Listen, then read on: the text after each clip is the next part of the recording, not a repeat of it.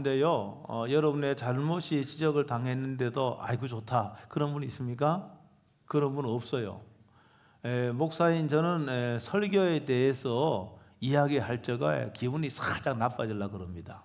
과거에 저희 아내가 설교에 대해서, 제 설교에 대해서 또 아들이 또 딸이 좀 약간 이야기를 하려고 그래요. 기분이 살짝 나빠지려고 그래요. 당신이 한 번에 30분 시간 줄 때 설교 한번 해봐라. 그러면 그냥 꼬리를 감춰요. 그랬는데 아마 어떤 사모는 그런다 그래. 제가 그 이야기 들었는데 뒤에 앉아서 목사가 설교가 좀 잘못됐다 싶으면 이거 아니라고 막 그냥 하고 그런 사모도 있다 그래요. 그건 잘못된 거죠. 예배를 드려야지 서서 이게 뭡니까 이게. 그건 아닌 것 같아요. 제가 이게 부교역자에 대해서 설교에 대해서 아마 좀 이게 이야기를 하면은 이제 불쾌하게 생각하는 그런 경우도 있는 것 같아요. 지난데 지금 이제 교역자도 아니지만은 아니 목사님 설교는 잘 고유 영역인데 목사님 왜 말씀하십니까? 그런 말은 안 해도 표정이 그렇게 말하고 있어요. 그거는 하나는 알고 둘은 모르는 거예요. 사실 제가요 여러분의 영혼을 돌보는 목자로 부름을 받았습니다. 그렇죠? 근데 제가 그걸 다 할 수가 없으니까 제가 부교육자인데 위임을 하는 거예요. 위임을 한다고 해도 알아서 하는 게 아니라 저의 뭡니까? 저의 지도를 받아서 그 일을 하는 거예요. 이걸 모르니까 지금 그런 사실을 잘 모르니까 굉장히 불쾌하기도 합니다. 여러분 세상에 사는 모든 사람들은요 나는 정말 괜찮은 사람이다 이런 평가받고 싶어요. 여러분 세상에 사는 모든 사람들은요 뭡니까? 누구로부터 다 부모로부터 인정받고 그죠? 동료로부터 인정을 받고 교회라 그러면 목사와 장로님으로 인정을 받고 싶어하는 여러분 그런 기본적인 욕구가 다 있습니다. 그런데요 지적을 받고 비판을 받게 될 적에 이 자존감에 이 상처를 좀 받는 거예요. 그래서 불쾌해지기도 하고 자기를 방어하려고 하는 언행을 취하는 거예요. 변명하기도 하고 남의 탓으로 돌리기도 하고 아니면 어떤 분은요 지적을 당한 공격을 받을 적에 상대방을 오히려 강하게 또 공격하는 그런 경우도 있어요. 이거 자기를 방어하는 거예요. 특별히 여러분 가운데 자존감이 낮은 분들은요 상처받을 일이 결코 아님에도 불구하고 상처받는 경우 있어요. 여러분 그래서 여러분이 자존감이 좀 낮은 분들은요 여러분 예수님과 기도 말씀을 통해서 내가 얼마나 특별한 존재인지 내가 얼마나 귀한 존재인지 여러분 그것을요 은혜로 알고요 깨달아야 됩니다. 여러분 그러면은요 낮은 자존감이 치료가 되고요 행복한 삶을 살 수가 있습니다. 예수님께서 40일 금식기도 한 후에 공적 사역에 돌입을 합니다. 이때 예수님의 나이가 한 30세 전후가 되었을 것 같아요. 물론 예수님이 어릴 때부터 아주 비범한 아이라고 아마 동네에 소문이 자자했겠죠. 그런데 오늘 본문에 보면은 예수님의 공적 사역한 첫 일성이 뭡니까? 17절이에요. 첫 일성이 이때부터 예수께서 비로소 전파하여 이르시되 회개하라 천국에 가까이 왔느니라. 회개하라, 죄를 지적하는 것이죠. 여기 회개하라는 말은 이 헬라어로요 메타노에오, 동사로 메타노이아라는 뜻이에요. 이 회개는요, 이 회개는 말입니다. 되돌아서는 걸 말하는 겁니다. 방향을 완전히 유턴하는 걸 말합니다. 제가 이렇게 가고 있는데 완전히 360도로 뒤로 유턴하는 걸 이걸 메타노에오라 그럽니다. 되돌아서다는 것이죠. 여러분 그러니까 회개라고 하는 것은요 가슴을 치고 콧물 눈물 다 빼고 여러분 그렇게 잘못했다고 뉘우쳐도 죄된 삶을 그대로 방치하고 그대로 두고 돌아서지 않는다고 한다면은 그 진정한 회개일 수가 없는 거예요. 잘못된 삶에서 완전히 행동으로 유턴해서 하나님께로 돌아오는 것을 바로 메타노이아예요. 그러니까 눈물을 흘리면서 잘못했다고 그런 뉘우쳐도 죄된 행동을 계속 반복한다면은 그건 회개가 아니에요. 이건 자신을 속이고 하나님을 모욕하는 행위인 거예요. 여러분이 잘 알고 있는 누가복음 15장에는 일명 탕자의 비유라고 하는 예수님의 비유의 말씀이 있습니다. 둘째 아들은요 아버지로부터 유산을 당겨받아 집을 떠나 아주 방탕하게 살았습니다. 그 당시 법으로는요 아버지가 살아 계시는데 유산을 요구할 수도 없고 미리 당겨받을 수가 없는 거예요. 그러나 아버지는 아들이 너무 간절히 요구하니까 마지못해 들어준 겁니다. 둘째 아들에게 돈이 있을 적에는 수많은 사람들이 그를 찾아왔습니다. 그런데요, 물려받은 돈을 다 재산을 탕진해 버리니까 친구들 하나둘 떠났습니다. 이들은 진정한 친구가 아닌 셈이었죠. 돈 때문에 그들은 아들 곁에 머물러 있던 사람들이었습니다. 그 둘째 아들은요, 돼지 친리를 도와줬는데 아니 너무너무 배가 고프니까 돼지가 먹는 열매로 배를 채우고자 할 정도로 아주 비참한 삶을 살았습니다. 그는 굶주리고 헐벗었습니다. 그리고 너무 비참한 삶을 살고 있는데 그때서야 그는 깨닫게 되었어요. 누가복음 15장 19절에 보면은 내가 하늘과 아버지께 죄를 지었사오니 지금부터는 아버지의 아들의 일컬음을 감당하지 못하겠나이다. 나를 품꾼의 하나로 보소서 하리라 하고 뉘우친 거예요 지금요. 그리고 내가 이 너무너무 고달픈 삶, 굶주린 삶을 청산하고 나의 아버지께로 돌아가리라. 그리고 아버지께로 돌아갔습니다. 20절에 보니까 이에 일어나 아버지께로 돌아가니라. 아버지는 그 내용 보면 아버지는요 늘 매일매일요 매일매일 문을 열고 아들이 오는 것을 기다린 거예요. 아들이 떠난 그 순간부터 아버지는 둘째 아들을 기다린 겁니다. 그래서 아버지와 아들 거리가 굉장히 먼데도 아버지는 단방의 아들인 것을 알아봤습니다. 여러분, 그러니까 하늘 아버지는 뭡니까? 육신의 아버지 예와 이게 하늘의 아버지, 우리가 성경은 하늘 아버지를 의미하는 겁니다. 우리가 죄 가운데 빠져 있을 적에 하늘 아버지는, 우리 하나님 아버지는 기다리는 거예요. 매일매일 학수고대하면서 우리가 돌아오기를, 죄된 삶을 청산하고 나에게 돌아오기를 하나님은 지금도 기다리고 계시는 겁니다. 이게 진정한 회개예요. 여러분, 그러니까 우리가요 이 아들이요 정말로 굶주렸잖아요. 여러분, 그러니까 우리가요 세상에 살다가 잘못되는 경우가 비일비재하게 있습니다. 그러니까 여러분들이 잘못될 적에 잘못된 것이 꼭 나쁜 것만 아니에요. 네? 여러분, 실패가 꼭 나쁜 것만 아닙니다. 우리는 실패를 통해서, 나쁜 상황을 통해서 뭡니까? 내 자신을 보게 되는 겁니다. 잘 될 적에는 나의 진면목을 볼 수가 없어요. 그러나 내가 부족하고 결핍되고 실패할 적에 뭡니까? 나의 모습을, 그때 내 모습을 보게 되는 겁니다. 혹시 그렇기 때문에 여러분들이 혹시 이 세상에 살면 여러분 실패하고 잘못된 것 같은 그런 상황이라 할지라도 절대 여러분 실망하지 않고 여러분 계속해서 말씀에 비춰서 여러분을 볼 수 있게 되기를 주의 이름으로 축복합니다. 여러분이 회개하라고 하는 말씀은 죄가 있다는 말이지 않습니까? 그러니까 이 회개하라는 말씀은 사람들 상당히 불편하게 만드는 게 사실입니다. 물론 둘째 아들은 스스로 말입니다. 내가 하늘 아버지와 아버지께 내가 죄인이구나 깨달았어요. 배고파 보니까 있었던 돈을 다 물어 하나도 없으니까 그때서야 자기의 죄를 깨달았단 말입니다. 그런데 여러분들은요, 둘째 아들과는 달리 여러분 일반적으로 상식적으로 내가 죄인이다 그런 분이 사실은 별로 없어요.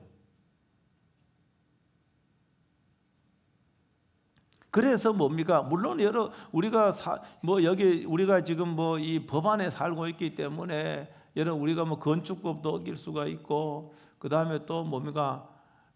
여러 가지 법을 어길 수 있어요. 그러나 정말로 교회 안에 있는 분들은 별로 크게 그렇게 그게 남의 돈을 빼앗다거나 사기를 친다거나 그런 죄는 별로 없는 분이 많아요. 그래서 우리가 어떤 생각하는가 하면은 자신이 죄인인지 잘 모르는 거예요. 잘 몰라요.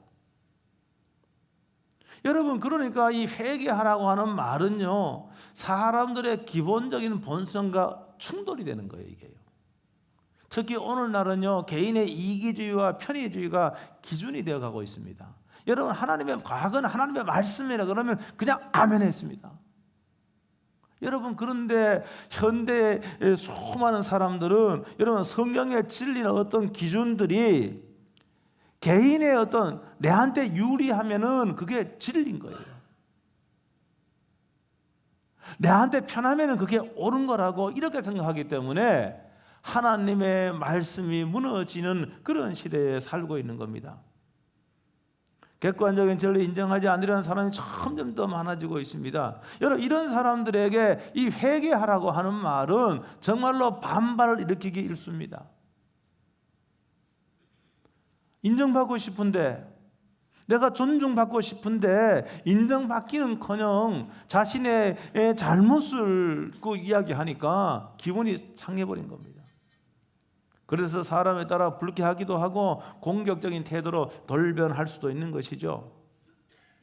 여러분, 그러니 이런 사람의 심리고 여러분 시대적인 어떤 그 상황이 여러분 교회에서 이 회개하라고 하는 이 설교는 점점 설 자리를 잃어가고 있는 게 사실입니다.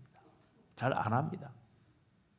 한 주간 동안도 세상에서요 돈 벌려고 그다음에 경쟁 사회에서요 죽을 똥 말똥 살아왔는데 교회에 와서도 회개하라는 그런 말은 나를 슬프게 할 뿐만이 아니라 나를 너무너무 괴롭게 하는 거거든요. 그러니까 그런 말을 듣고는 교회에 올 마음이 사라지기도 하는 거예요. 그러니까 이런 설교를 못하는 겁니다. 여러분, 예수님이 마태복음 23장 33절에서 그 당시에 종교인들을 향해서 뭐라고 말씀했는가 하면은 이렇게 있습니다. 뱀들아, 독사의 자식들아, 너희가 어떻게 지옥의 판결을 피하겠느냐. 이거 엄청난 욕입니다. 그렇죠? 보통 욕이 아닙니다. 예? 동물 이름 대는 그거보다 더 이게 더 센 욕이에요. 사실은요. 독사의 자식들아, 있잖아요. 그래서 많은 사람들이요 예수님께 대하여 반발하고 오히려 예수님을 사실 죽이고자 했던 그런 측면도 있습니다. 그런데 여기 오늘 말씀 보니까 주님의 말씀은 회개해야 된다. 천국이 가까이 왔다. 마태는 천국이라고 하지만 다른 복음서는 하나님 나라의 같은 개념이에요. 여러분, 천국은 여러분들이 죽어서만 가는 곳이 아닙니다. 여러분, 천국은 내 생각과 내 욕심을 십자가에 못 박고 예수님이 나의 주인 되고 예수님이 나를 다스릴 적에 비로소 그것이 여러분 천국이 이루어지는 겁니다. 여러분, 왜 우리가 불안하고 왜 우리가요 두렵고 그렇습니까? 예수님이 나를 완전히 다스리고 통치하면은 여러분 그런 두려움이 사라집니다. 여러분은 절망적인 상황이 사라지는 거예요. 예수님이 나를 다스리도록 우리는 그렇게 예수님을 내 마음속으로 모셔드려야 되는 거예요. 회개하지 않으면 천국이 아니라 여러분 심판이 준비되어 있는 거예요. 성경에서 죄는요 상당히 광범위합니다. 그렇죠? 세상에서 죄는요 보면 사기를 쳐 남의 돈을 뺏거나 아니면 폭행을 행사한다거나 아니면 건축법을 어긴다, 그런 게 죄입니다. 여러분, 그런데 성경은 뭐라고 말하고 있는가 하면 기본적으로 우리는 죄성을 가지고 태어납니다. 이것을 원죄라 이렇게 말할 수 있을 텐데 모든 사람들은 죄 가운데 태어남으로 죄성이 있기 때문에 남의 돈을 빼앗는 거예요. 내 이익을 위해서 남의 돈을 빼는 죄성이 있기 때문에 그런 죄를 범하는 겁니다. 종교적인 죄는 더 광범위해요. 성경에서 말하는 종교적인 죄는 마태복음 5장 22절에 예수님이 이렇게 말씀했습니다. 다 같이 한번 보겠습니다. 5장 22절 시작.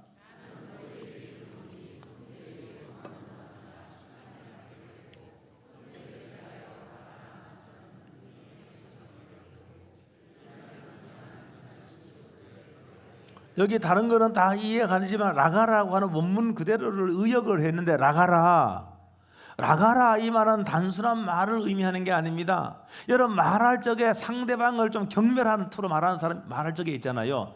이때라는 거예요. 말은 말인데 상대방을 조금 경멸하고 상대방을 조금 업신여기고 상대방을 좀 모욕하는 그런 말을 라가라 의역을 한 거예요. 원문에. 그러니까 이런 말을 하는 것은 지옥불에 들어가게 된다 이렇게 말해요. 죄다 그 말입니다. 그게 죄가 아닌 것 같지요. 사람들 조금 비난하고 사람들 조금 조금 이렇게 경멸하는 말투, 죄가 아닌 것 같죠. 예수님 그걸 죄라고 정했어요. 여러분 마가복음 7장 21절에는요 사람의 마음에서 난 악한 생각을 죄라 그럽니다. 악한 생각 곧 음란과 도둑질과 살인. 여러분 행동으로 옮기기 전에 그런 생각을 한 것만도 이건 뭡니까? 죄로 그렇게 규정을 했습니다. 그러므로 우리가요 죄가 없는 사람이 한 명도 없는 거예요.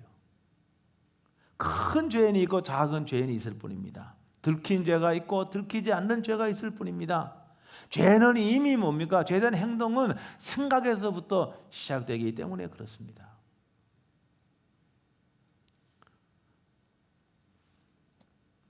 여러분 그렇기 때문에 여러분들 오늘 이 말씀을 회개하라 천국이 가까웠느냐 이 말씀을 저와 여러분들은 여러분 아멘으로 받아들여야 됩니다. 여러분 내가 죄를 적당하면은 회개하라면 불쾌하죠. 인간의 기본적인 그런 인간의 심성이 그렇습니다. 여러분 그러나 회개할 적에 뭡니까? 천국의 시민이 되는 것이고 예수님이 통치하는 예수님 함께 동행하는 그런 삶을 우리는 살게 되는 것이죠. 몸에 좋은 약은 입에 쓰다는 말이 있습니다. 그렇죠? 잠언 9장 8절에도 이런 말씀이 있어요. 지혜 있는 자를 책망하라. 지혜 있는 자를 책망하라. 그가 너를 사랑하리라. 여러분 지혜가 있는 자가 책망을 받으면 기분이 좋겠습니까? 기분 나빠요. 지혜 있는 자라고 기분 좋지 않아요. 지혜 있는 자라고 할지라도 책망을 받고 여러분 죄를 지적받으면은 그게 쓰리고 아픈 거예요. 불쾌한 거예요. 그러나 지혜가 있는 성도는 이 책망을 받을 적에 불쾌하고 기분 나쁘지만은 자기의 잘못을 고치고 회개를 하는 겁니다. 죄를 깨닫고 죄를 슬퍼하며 죄된 행동에서 완전히 돌이키는 거예요. 유턴하는 거예요. 하나님의 징계가 오기 전에 회개하면은 하나님의 징계의 채찍은 사라지는 겁니다. 더해요 지혜로운 자는 그 책망을 달게 받아요. 마음은 쓰리고 아프지만은 그 책망을 달게 받을 적에 회개하고 잘못된 것을 교정하는 거예요. 그러므로 더 나은 사람으로 여러분 성장하게 되는 겁니다. 회개하기 전보다가 회개한 후에 영육의 축복을 받는 거예요. 그래서 나를 책망한 사람이 그때는 내가 마음이 쓰리고 불쾌했는데 내가 그 말을 듣고 회개했더니 영육의 모든 면에서 나에게 축복이 되었어요. 그러므로 뭡니까? 나를 책망한 그 사람을 뭡니까? 어떻게 합니까? 그 사람을 어떻게 한다 그랬죠? 사랑하게 되는 거예요. 그 말씀을 여기 하고 있습니다. 회개해야만이 하나님의 나라의 백성이 될 수가 있습니다. 회개와 믿음은요 분리될 수 없이 동시에 일어납니다. 논리적인 순서라면 회개가 먼저예요. 그러니까 회개를 하고 참 믿음의 길을 가게 되는 것이죠. 이 본문과 병행 구절이 마가복음 1장 15절에 있어요. 마가복음 1장 15절은 이렇게 되어 있어요. 이르시되 때가 찼고 하나님의 나라가 가까이 왔으니 회개하고 복음을 믿으라. 회개가 먼저예요. 회개하고 복음을 믿으라. 여러분이 교회에 몸이 와도 진실로 여러분의 마음과 여러분의 존재가 하나님으로 방향 전환을 해야 되는 겁니다. 여러분 그렇지 않는다고 한다면 여러분 오늘 여기 오신 모든 분들은 예수님을 믿는 분이나 믿지 않는 분이나 하나님의 부르심을 지금 입은 거예요. 다 부르심을 입었습니다. 부르심 없이 이 교회에 온 사람은 한 명도 없습니다. 그런데 예수님의 하나님의 그 부르심이 효과적인 부르심이 되기 위해서는 그 부르심에 아멘으로 응답해야 됩니다. 그 부르심에 하나님 나는 하나님께 죄인이라고 가슴을 치면서 여러분 이걸 인정하고 뉘우치면서 하나님께로 이런 방향을 완전히 돌아서야 됩니다. 세상의 성공만을 바랐던 내가 세상에 있는 것들로 내가 만족하려고 하던 내가 이제는 예수님만으로 만족하려고 하는 여러분 그러한 마음으로 여러분 예수님께로 돌아와야 되는 겁니다. 이럴 적에 효과적인 부르심을 입은 것이 되는 것이죠. 제가 오늘 말씀을 마치겠습니다.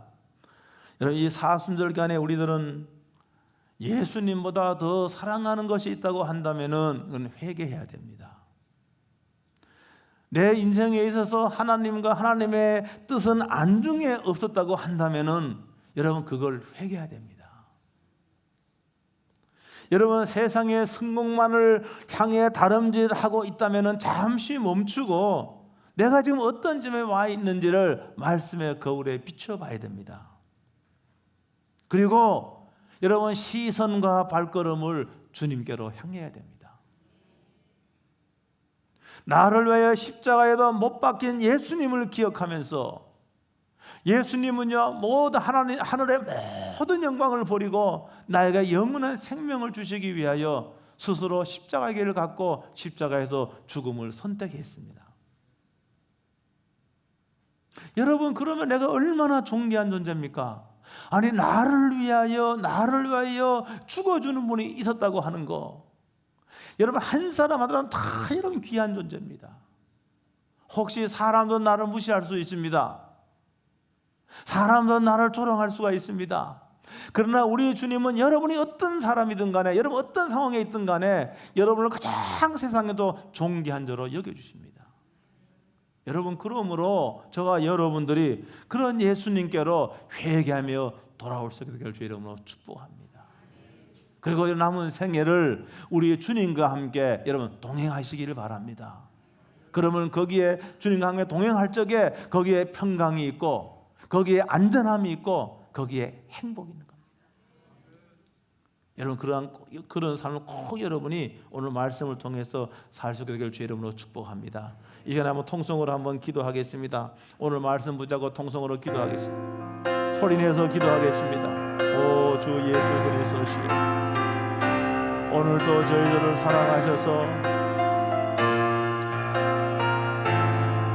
예배로 불러주심을 진실로 감사합니다.